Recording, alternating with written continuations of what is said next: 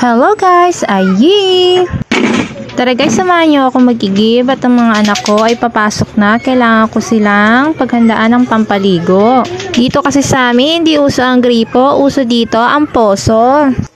Anak ng pateng, pasensya na po kung may background ako ng lato-lato ha. Ako na po ang mag-a-adjust.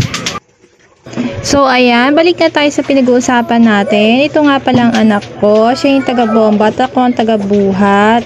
Nagre-reklamo na nga yan at masakit na nga raw ang kanyang braso at kamay. Balibhasa kasi hindi sila sanay magbomba. Sabi ko nga sa kanya, ikaw na ang humawak ng cellphone at videohan mo nga ako para may content naman tayong magawa. Kaso, lintik na batang to, pinagtatawa na ang likod ko, kaya pala sige ang tawa. Pangit na raw kasi daw ng likod ko. Makalipas ang 2 segundo.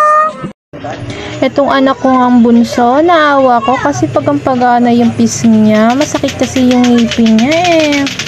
Ayan, nakatulala pa nga yung isa at yung isa nagkakape, nag-aalmusal kape lang kasi ayaw nila kumain ng kanin. Makalipas ang 1 oras.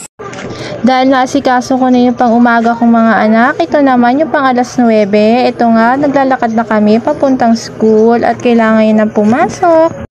Siyempre, hindi mawawala yung makulit na bata at lagi nakabuntot kay mama kahit pagang-pagana yung kanyang pisngi.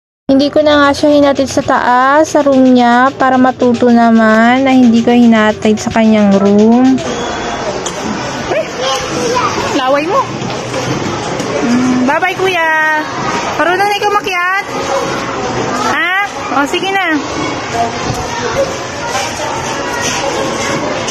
Ingat. Pagkakit nga ng anak ko, dumiretso na rin kami ng palengke at bibili kami ng ulam pang tanghalian. Pero naghanap muna kami rito ng makakainan.